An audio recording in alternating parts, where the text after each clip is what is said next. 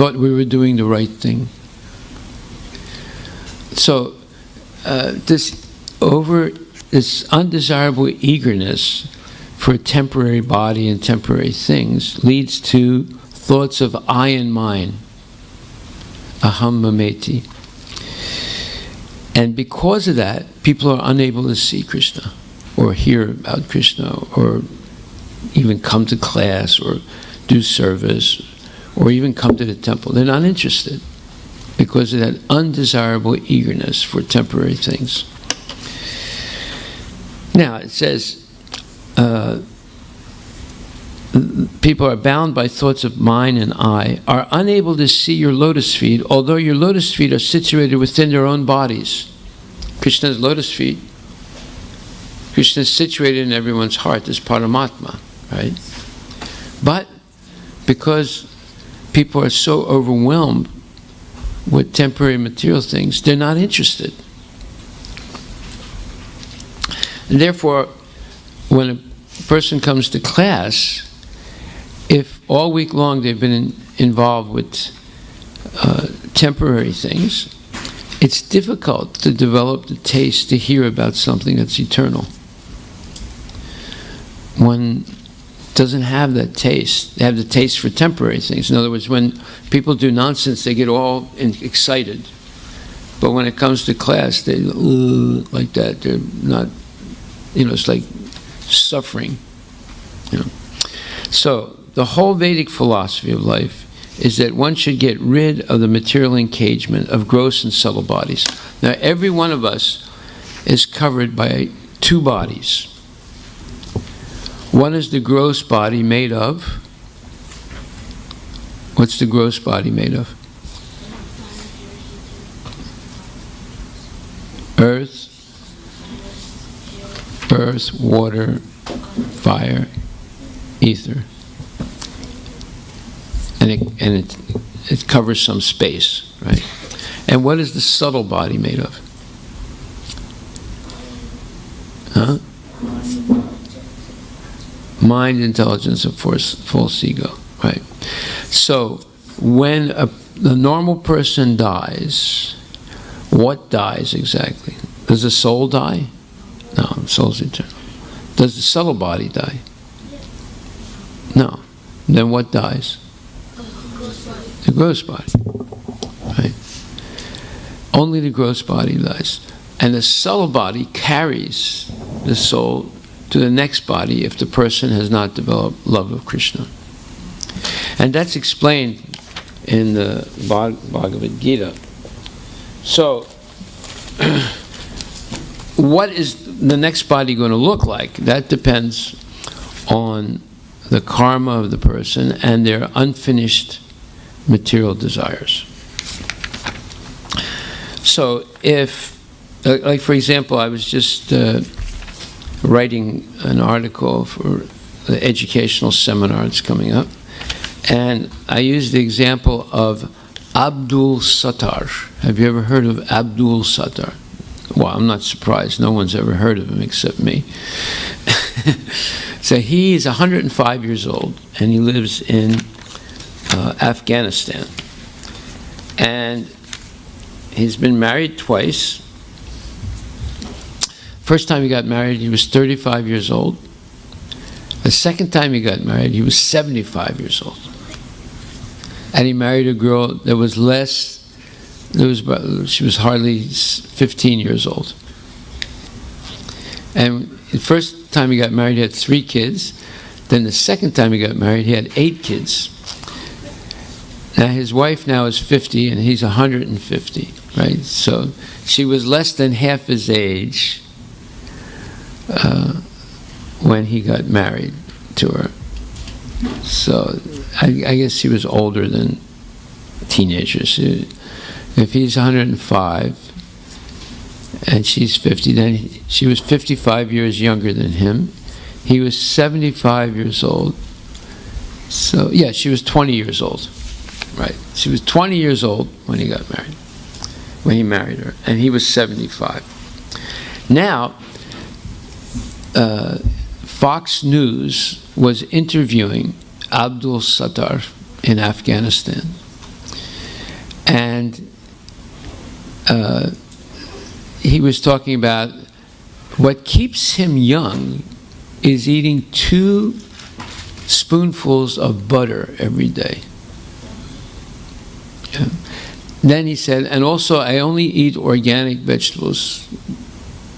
In other words, everything, he lives up in the mountains, and he's like, he has his own garden, and he just eats out of the garden. He doesn't have a lot of money. Every day he earns money by going out into the forest and collecting wood, and then he's also a stone cutter, so he cuts stones, and he builds houses with those stones. Okay, and he's still doing it today. He's 105 years old. And then he said that he still can have children at 105 years old. But his wife doesn't want to have any more children. So here's a man, 105 years old. What is he thinking about? Yeah, increasing his family. What does it say here? Persons who are entangled by undesirable eagerness for the temporary body and kinsmen. Kinsmen means family members.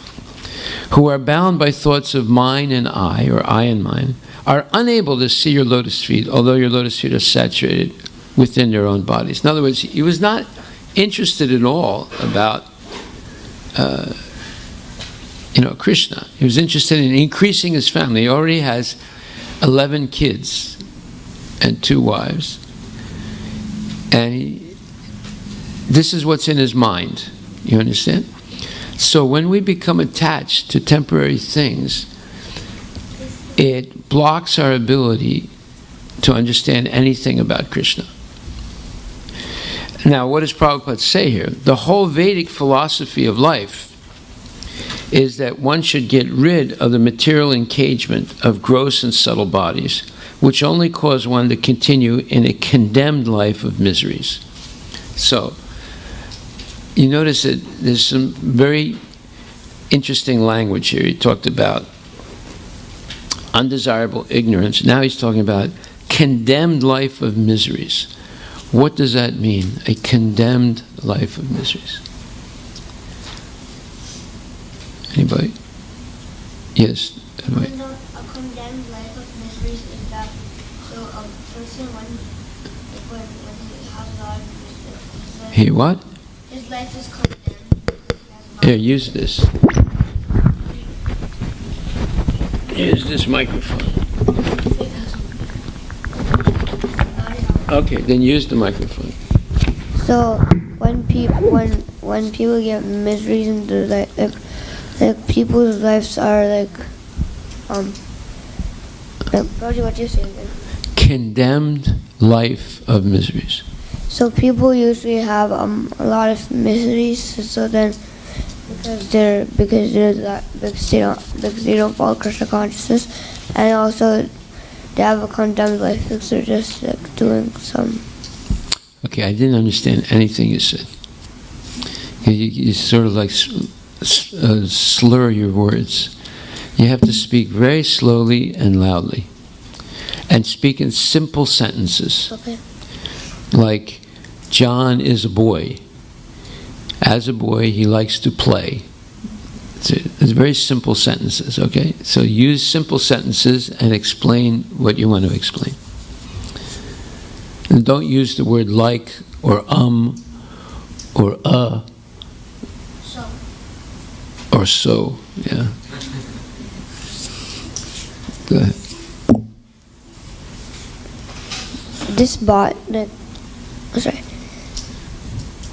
We always have miseries in our life, so. Okay, stop. Simple sentences. We always have miseries in our life. Okay, point 1. People, because of their miseries, always are condemned. So. People are condemned because of their miseries. Condemned to what? People are condemned of material. They're condemned to suffer. Yeah. Right? Condemned means you're forced as a punishment Okay. That's enough. You said everything there. So undesirable, okay, so condemned to a life of misery. So misery means working hard, worrying, having anxiety, getting into arguments, being poor, having health problems, social problems, and so forth. These are all miseries. Miseries of the body, miseries of the mind. So to be condemned to a life of misery is horrible. Does anybody want to be condemned to a life of misery? You want to be condemned to a life of misery? No. You want to be happy, right? Yeah. As long as we have this undesirable eagerness for the temporary body and for temporary things, we will be condemned to a life of misery. This material body continues as long as one is not detached from the false conception of lording it over material nature. So, not detached from the false conception of lording it over material nature. What does it mean, lording it over material nature? Yes, Hari? Trying to act like we are, Put the microphone. trying to act like we are the master, and we're trying to boss around what's happening. Right. You know anyone like that? Are you like that? No. No. You don't try and boss around anyone. Okay. I try not to. You try not to. That means you do a little bit. Okay, so yes, we'll continue to have material bodies as long as we don't become detached from the false conception of lording it over material nature. Why does it say it's a false conception? Anyone? Why is it a false conception to think that you can lord it over material nature? Omar, why is it a false conception?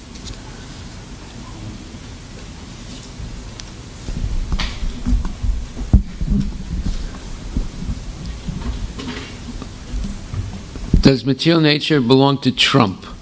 No. Does it belong to Bush? It belongs to Krishna. So why does it say it's a false conception to think that you can lord it over material nature? Why is it false?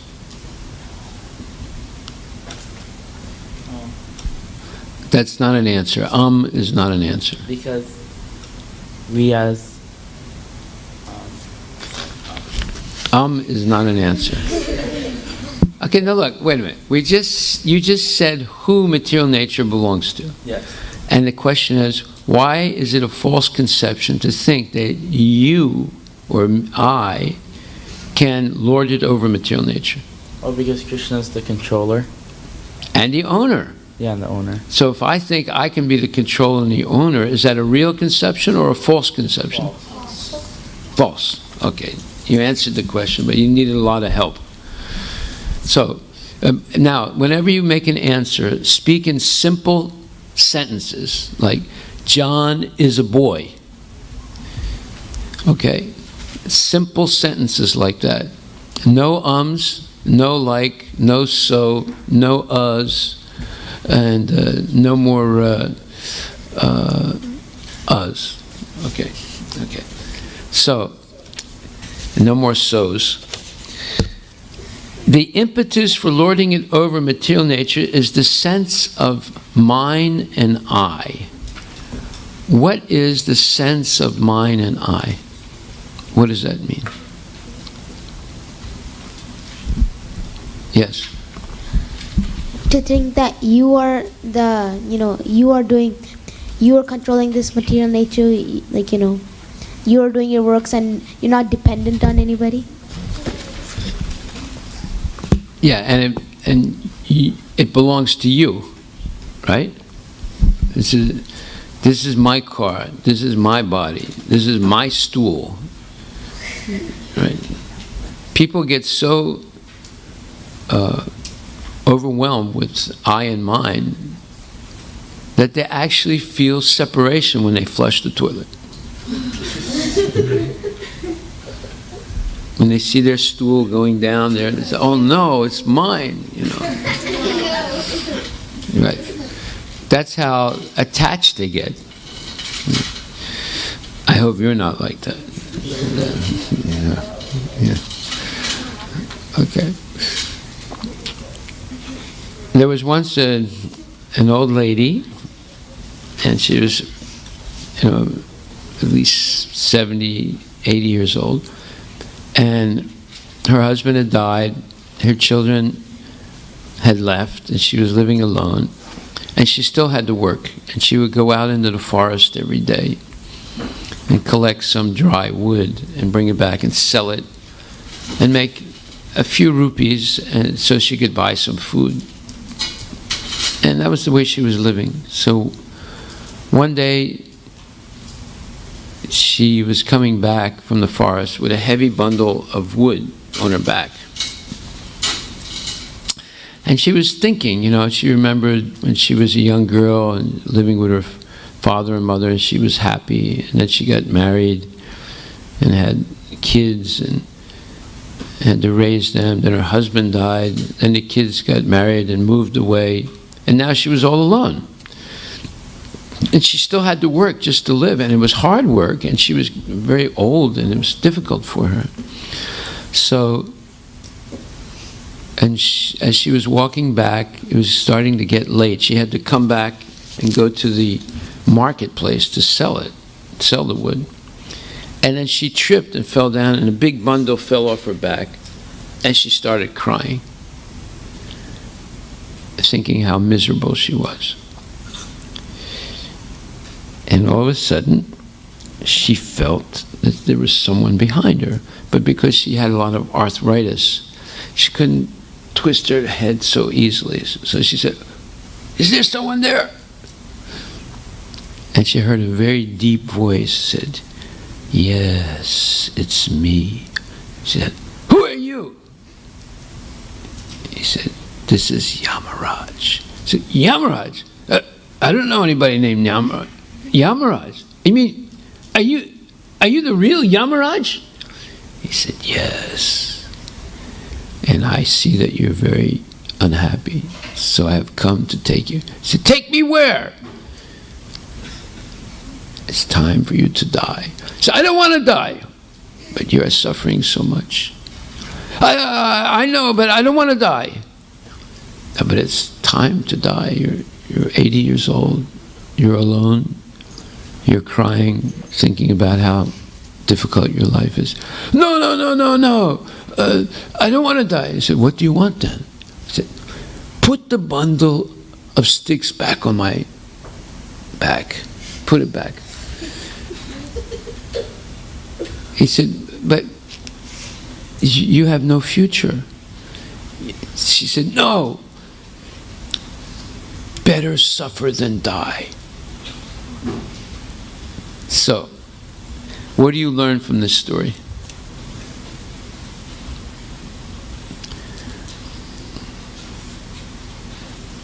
Anybody? Nitin, did you learn something from this story?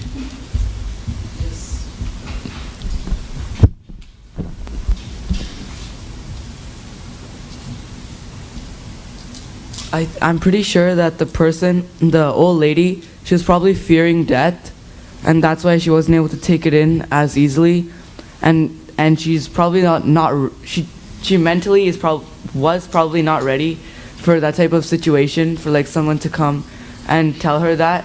So that's why she thought it would be better to like suffer than die.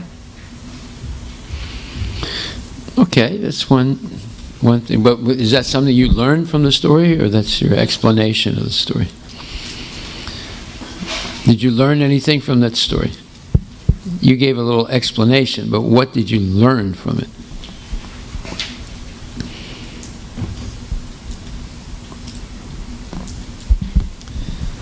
Okay, Next, go ahead. She was very attached to her life, even though she was suffering, which is all the wrong reasons. You should, if you're suffering, and I feel like if you get the chance, If what? Feel like what? if Yamaraj was behind you and he said you're ready to go, and you were suffering, she was attached to the material world. She wasn't Attached to her bundle of sticks Yeah. and getting a few rupees to buy just enough food to live for one day. That's called living check to check. You ever hear that phrase, living check to check? What does that mean? Prabhu knows. Getting the money every day and then using for your living. Every week or every month. Every month. And then just use it just for living another month. Yes. Right? And if you don't get the check, what happens?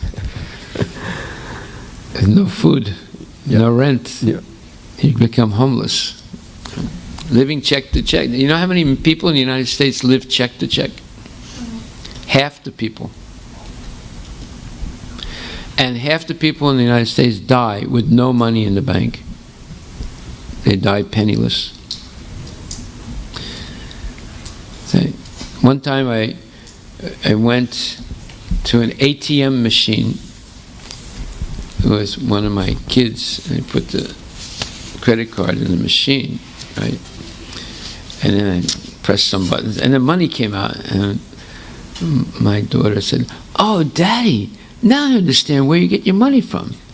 I said, "What do you mean?" He said, "You just put the card in the machine, the money comes out." I said, "It's not that easy." He said, "Why?" I said, "Sometimes you put the card in the machine and the card doesn't come out and no money comes out." He said, "Really?" I said, "Yes. The machine eats the card." He said, "Really?" I said, "Yes. If you don't have money in the bank, the machine will hold the card back and won't give you the money."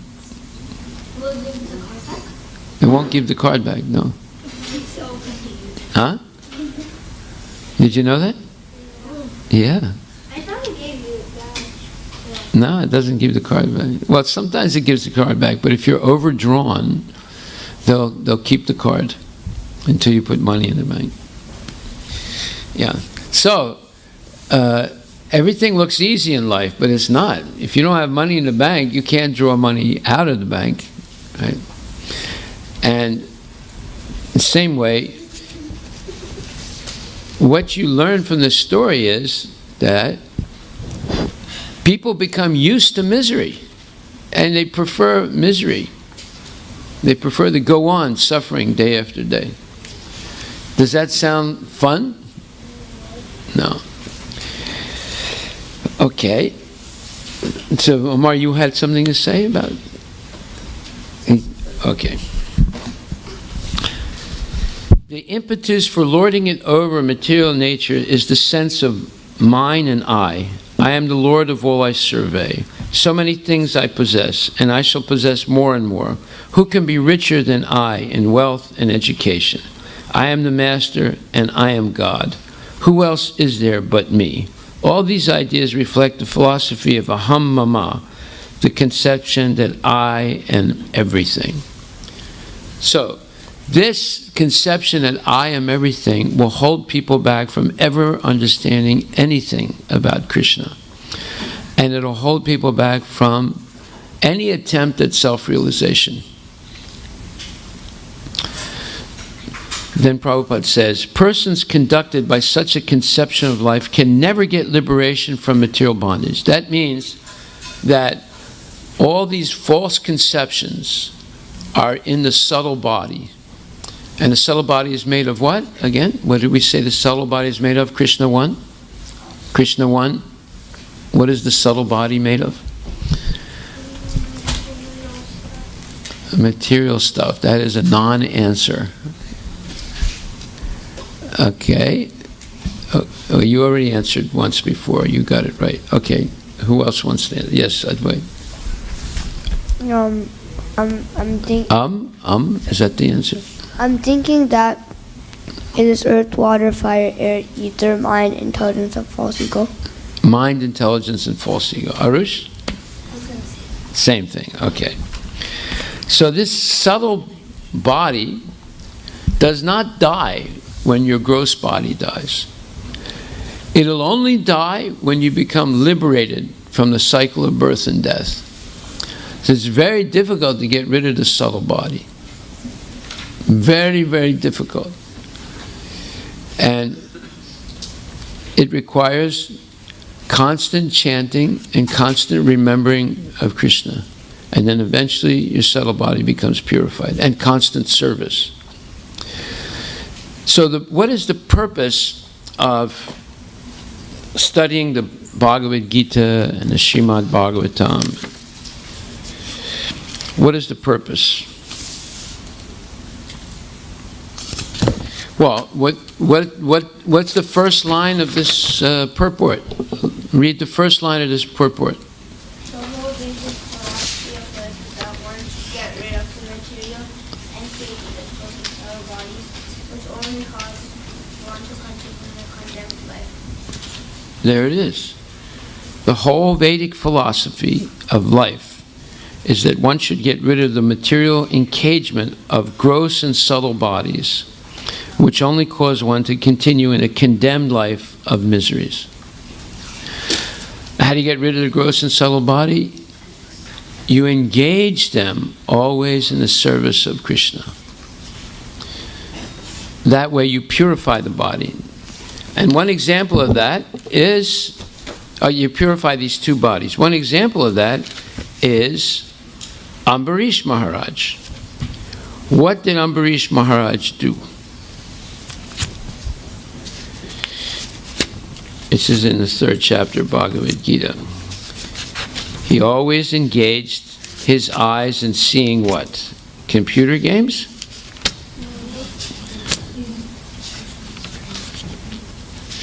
Seeing Krishna, right? The deity of Krishna. And he always engaged his tongue in talking nonsense, talking about Krishna, and eating burgers, eating prasadam, yes. And he used his legs to go jogging. Huh? Go to the temple, yeah. And he used his nose to smell bad smells. Smelling tulsi, right? And he used his tongue to talk nonsense? To eat prasad. To chant. To chant. Talk about Krishna Katha, and to eat prasadam. So, he was engaging everything he had, his mind, his senses, and his life in becoming Krishna conscious. That transforms the material body and the subtle body from something material to spiritual, because it's engaged completely in the service of Krishna. Just like if you put an iron bar in fire, does something change?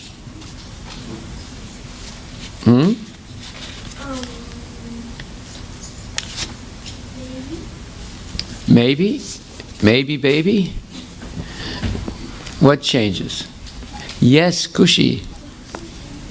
What? Nothing changes? Something changes or nothing changes? Yes? Now you're warming up to the answer. Yes. Well, if you put it in a normal fire, it won't melt. It becomes red hot, right? And if you take it out of fire and touch something, it'll burn. So it becomes fire by staying in the fire, right? In the same way, if you use your body and senses always in Krishna's service, they become spiritualized. Just like the iron bar is not fire, but if you keep it in the fire, it becomes fire. So in the same way, if you use the mind and the senses always in Krishna's service, they become spiritualized. So, the description of Maharaj Ambarish is given in the 9th canto, 4th chapter, 18th to the 20th verse, and it says, King Ambarisha fixed his mind on the lotus feet of Lord Krishna, engaged his words in describing the abode of the Lord, his hands in cleansing the temple of the Lord, his ears in hearing the pastimes of the Lord, his eyes in seeing the form of the Lord, his body in touching the body of the devotees, his nostrils in smelling the flavor of the flowers offered to the lotus feet of the Lord, his tongue in tasting the tulsi leaves offered to the Lord, his legs in traveling to the holy place where the Lord's temple is situated, his head in offering obeisances unto the Lord, and his desires in fulfilling the desires of the Lord. And all these qualifications made him fit to become a matpara, devotee of the Lord. That is, a devotee completely dedicated to the Lord. Matpara means in relationship with the Lord. So this is the way to spiritualize, the Vedic way of getting rid of the material engagement of the gross and subtle bodies. If we don't do this, then we stay in condemned life of miseries. So don't put your finger in your mouth, right? If we don't do this, then we stay in condemned life of miseries. Miseries means suffering. We suffer due to this body, we suffer due to other bodies, and we suffer due to natural cataclysmic events like earthquakes, hurricanes, and so forth, mosquito bites. Okay. So persons conducted by such a conception of life can never get liberation from material bondage. But even a person perpetually condemned to the miseries of material existence can get relief from bondage if he simply agrees to hear only Krishna Katha. So, Advait, do you want to hear Krishna Katha or Sidhu Katha? Which one? So don't listen to Sidhu Katha in the class, right? Let's play 6 feet. Okay. Okay. So who can explain what this means? But even a person perpetually condemned to the miseries of material existence can get relief from bondage if he simply agrees to hear only Krishna Katha. Anybody want to say? Yes. Microphone. But in my perspective, what that means is that even if you're in complete misery, by hearing Krishna Katha, you can get away from it, like you can get purified. Yes. There are 6 things that have, yes. Microphone. How do you use the microphone, man? Because you're using your senses in devotion service, hearing in class, and you're using your sense of hearing. So just by that, you're getting purified. Yes. It says one can get relief from bondage if he or she simply agrees to hear only Krishna Katha. So, only Krishna Katha. So, therefore, if we play, no, not 6 feet. Triple test. Huh? Triple filter test. You know what the triple filter test is? Okay, Pranay. Microphone for Pranay. The triple filter test. Listen to what it is. Can I do it with an example? Yeah, you can do it with that voice. Go ahead. Okay. No, I'm gonna ask a filter question. You go. Okay. No, wait a minute. Let him speak into the microphone first. I have something to tell you. What? Is it something bad? Okay, give him the microphone so he can speak.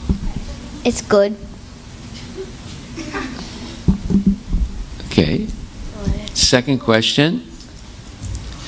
Is it true or false? It's true. Does it help me lead to a Krishna consciousness? Yes. What? Always go to class. Always what? Always go to, always listen to Krishna Katha. Okay, like the triple filter test. That is the triple filter test. In other words, he said, "I have something to tell you," and then Pranay said, "What is it?" And he said, "Is it true or false?" And he said, "It's true." Is it good or bad? He said, it's good. Is it true or false? It's true. Will it help me in Krishna consciousness? Yes. Okay, then tell me. Always go to class and listen. On the other hand, if someone comes up to you and says, I have something to tell you, and you say, is it true or false? And they say, it's false. Is it good or bad? It's bad. Will it help me in Krishna consciousness? No, I don't want to hear it. That's the triple filter test. Now let's say the first two questions are no. Is it true or false? It's not true. Is it good or bad? It's bad. Will it help me in Krishna consciousness? Yes. Okay, then you can tell me. All right. Or if the first two questions are yes, and the last one is a no, what is the answer to the triple filter test? I don't want to hear it. Right? What were you going to say, Bob? If the first two are like false, wouldn't the third one automatically be wrong? Because if it's something bad, it wouldn't be related to Krishna consciousness. Well, that's the question is that can it help me in Krishna consciousness? Just like I told you the story of Abdul Sattar. Does that story help you in Krishna consciousness? Yeah. But the first two questions would be no. Right? Yes. So basically the third question, like is it going to help me in Krishna consciousness? That's like the overview of the other two. So like, even if those two don't count, this one is more. So why do you have to ask those two? Can't you just like ask this one? Is it going to help you in Krishna consciousness or not? There are certain situations where you get more information by asking the three questions. You can make a more enlightened decision by hearing the three questions, and it's fair.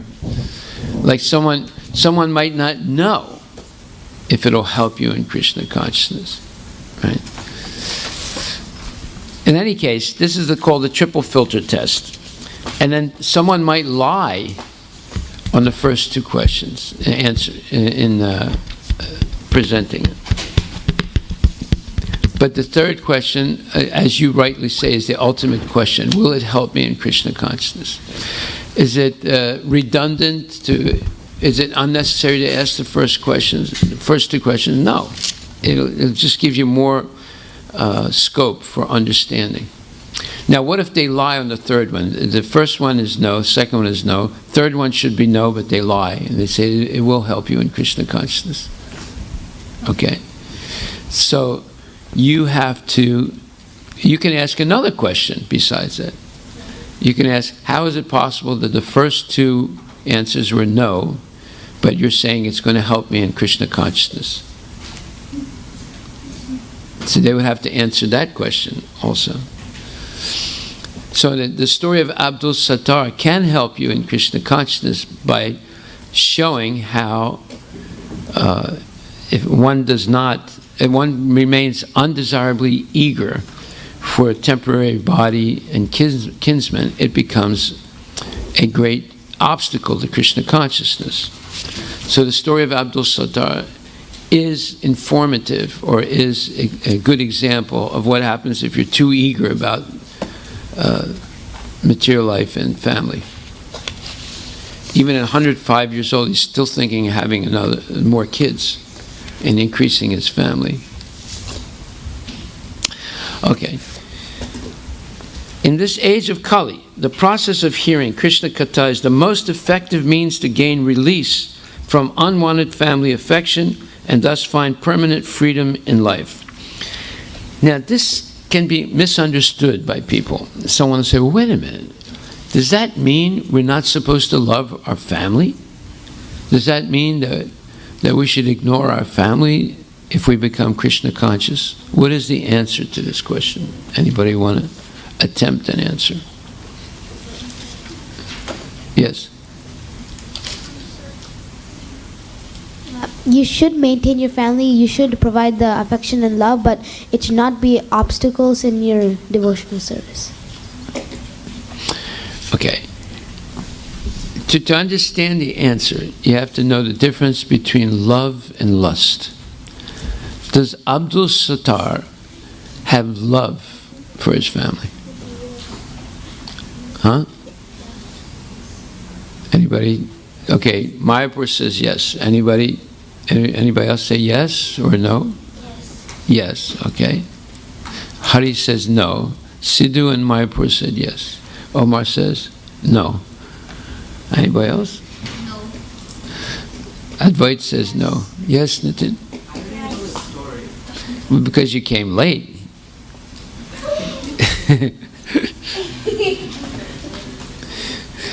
So Abdul Sattar is an Afghan man who's 105 years old. He's been married twice.